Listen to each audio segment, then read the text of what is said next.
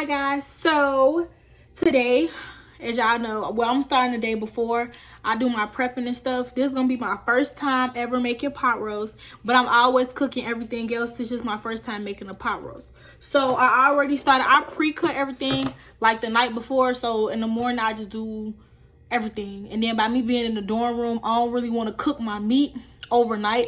Like back at home, my mom and them always cook their meat. They started at nighttime and then, you know, finish it up in the morning. But I ain't gonna do that. I'm gonna just wake up real early and then I'm gonna just do it like that and let it cook throughout the day because I don't want shit to happen while I'm asleep. Being honest. But yeah.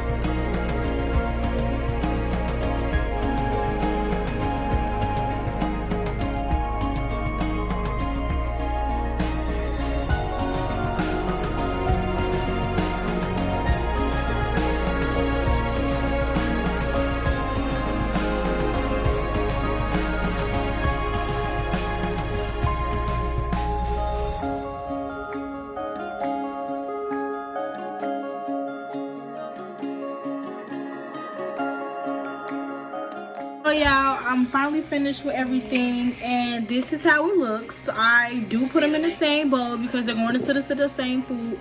No, I did not wash them yet because I do not want to wash them or clean them and then leave them like put them in the refrigerator and stuff overnight. So I just put it in a bowl, I close up the lid, I'm going to put it in the refrigerator, and then in the morning when it's time for me to put them in, then I'm going to wash them, clean them, and then I'm going to put them into the food.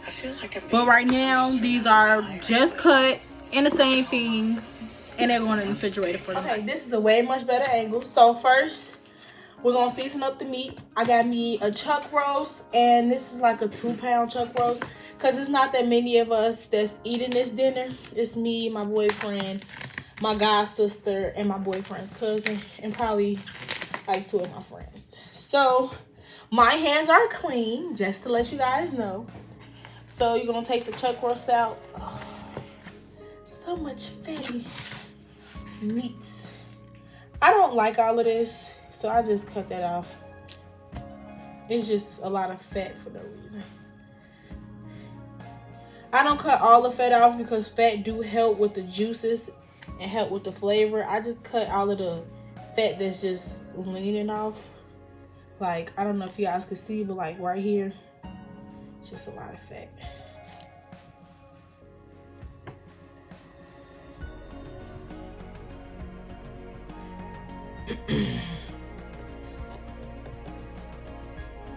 Okay, and I'm just gonna do some little slits through my meat, as you guys can see, just so the flavor can get through it more.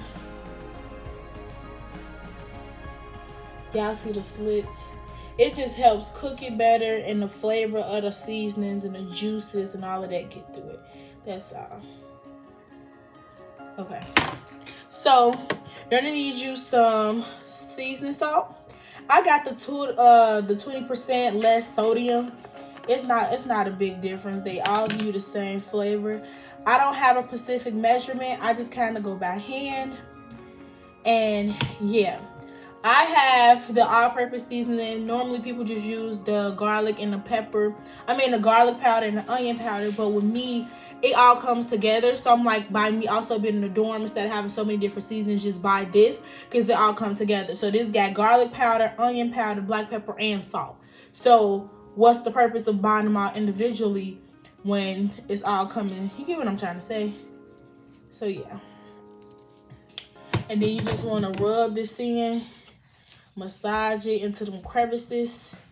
We want our meat to be tender and so tasty.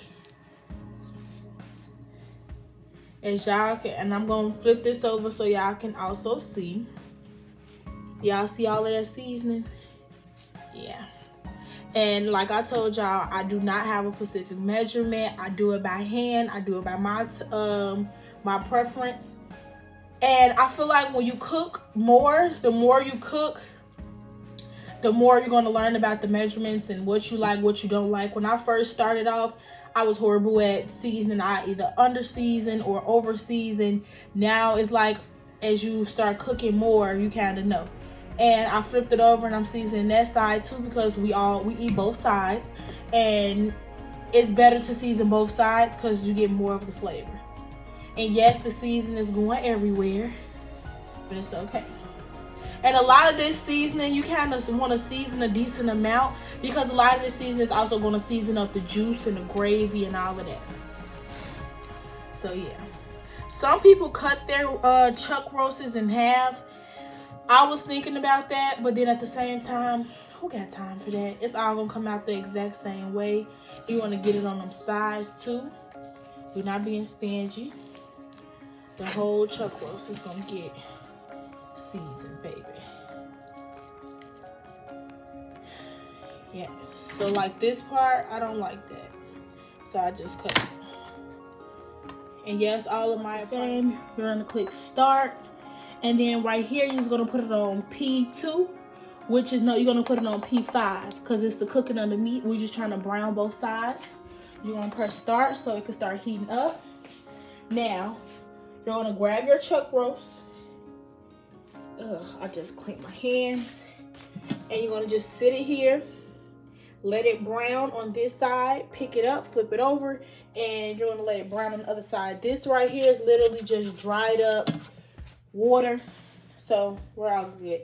So yeah, I'm gonna get back to you guys once I flip both sides and get the brown.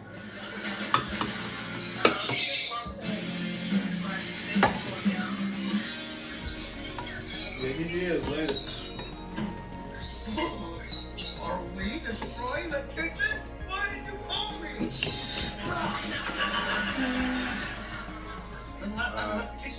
Leave the kitchen? How can I possibly leave the kitchen? Tell the kitchen, it's not him, it's you. Yes. Only one part to do. You what? You for real. Big back door as hell. What are you burning?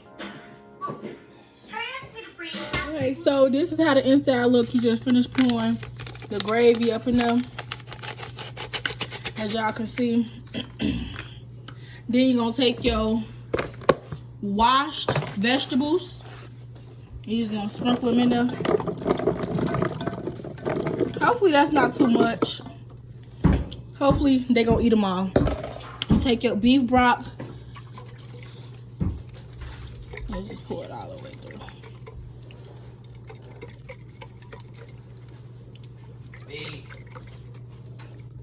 I just stirred it up a little so it won't just be always just covering it, even though it's kind of good for it to do that. Next, you just gonna put your top on it, close it up, make sure the valve is sealed. Press start. You're gonna make sure it's on one. One means slow cook, and then you can look at the time. It's gonna be cooking for 4 hours. I wanted to cook an extra hour, maybe 5. So I'm gonna just do that, press start, and now it's gonna start cooking. So y'all, right here, I just put on my ground beef and elbow noodles. I forgot to record that because there was a lot going on. But basically, in my ground beef, I just added the seasoning salt and a little bit of that all-purpose flour. And then with the noodles, I just added some salt, oil, and the noodles with some water and let it boil. That's pretty much it.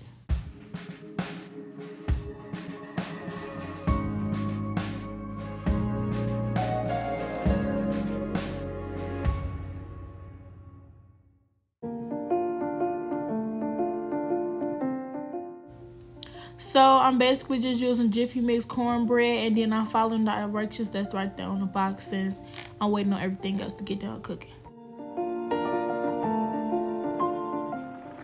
It's draining time now. So after you drain it, then these are the ingredients you're gonna need. You're gonna need the milk, the cheeses, the ragu, and all of that stuff. I'm finna show y'all step by step how y'all supposed to do y'all macaroni. So basically, I start by pouring a little milk, and you know, after I do the milk, after that, I'm gonna go ahead and go with the cheese. The cheese, I use the regular nacho cheese along with the shredded cheese. So yeah, we're gonna do that, and then we're gonna stir that up. Like, yeah, y'all see that? Y'all see it starting to get the little color that it needs. It's starting to get it just a little bit. I had to turn the fire up because it wasn't melting how I wanted it to melt and stuff. So after I go ahead, stir it up, I'm gonna go ahead and add sour cream. Now sour cream, y'all, it give it that creamy look and that creamy taste. Like, it just do nothing but add the flavor, I used that one because that was the last little bit I had. You know, this is a small batch, so I ain't need that much. Yes, I'm gonna use the same spoon because I ain't reusing that sour cream. And you know, so I'm gonna do that. Then after that, I'm gonna stir that up, and I'm adding in some of my cheeses.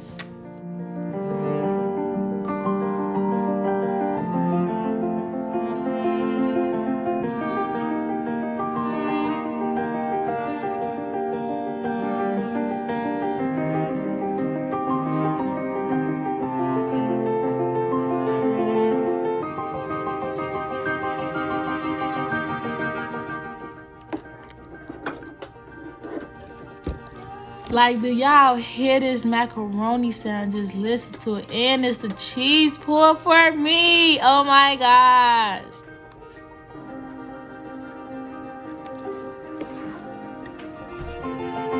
So now you're gonna take your pot or your concoction. Basically, you're gonna only pour a little bit, like your first layer. After you do your first layer, you want to add your cheeses. This will help to get more cheesier and it have that multiple layer, the thickness, and it just basically overall helps your macaroni pan be real cheesy and, you know, get them noodles where they need to be.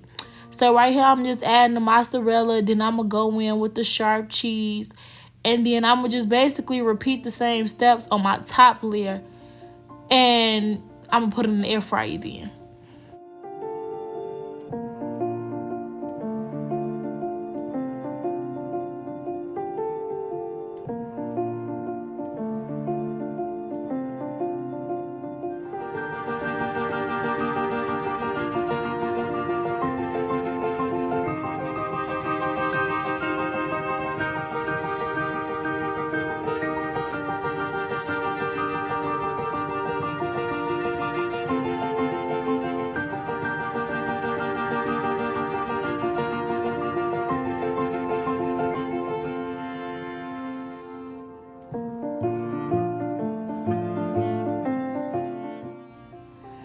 So yeah, after I plugged it in, I put it on 400 degrees so it could cook, and then I put that on there for about 10 minutes.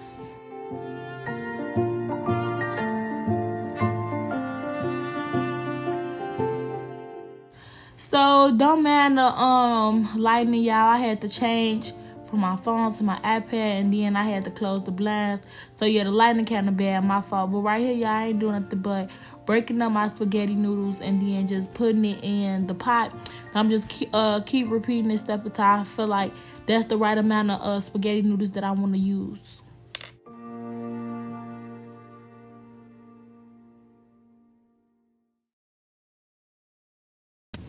So after y'all drain y'all noodles, y'all gonna get y'all ground beef, put that in there, and then y'all just gonna add y'all tomato sauce. And then y'all, so right here I ain't doing nothing but just pouring a little bit of my greens, and then eventually I'm just put some of the greens actually in there. So y'all, that's the pan I was using. I was trying to make the little cupcake things. So y'all remember the Jiffy Mix cornbread mixture we used earlier? So right here we ain't doing nothing but just remixing it up a little bit, and then we're gonna pour a little bit up in each little cup. So yeah, that's all you're gonna do for this part.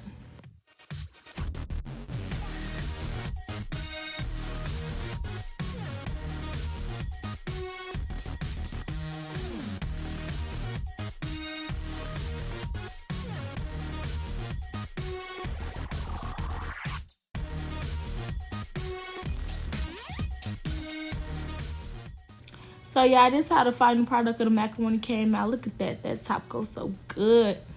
And y'all got the pot roast. I forgot to record the part where I just when they got done, I just had broke it up with the spoon. But look at that, just so muy delicioso. Oh my gosh.